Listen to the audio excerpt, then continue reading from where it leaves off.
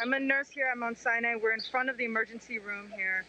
We're spilling out into the sidewalk to demand protective personal equipment, ventilators, an adequate safety protocol for healthcare workers on the front line.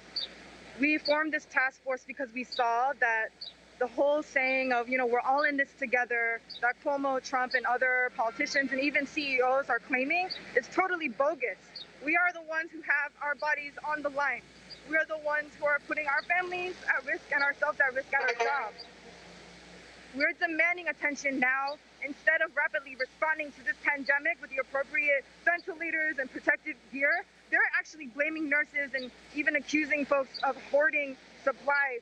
Cuomo, who's trying to scramble now to build beds across Central Park and in Javits Center, he's doing the big talk, but he's actually the one who's been closing down hospitals over the last decade. He's been the kingpin of hospital mergers.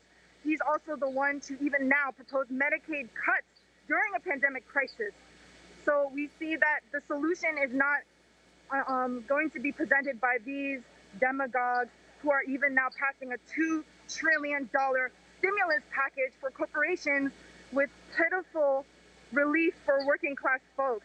We're here and we're really inspired by the actions of Jacobi Medical Center nurses in the Bronx, Montefiore nurses in the Bronx, and Amazon workers who walked out. We're in solidarity with Chris Smalls, who was faced retaliation for his organizing.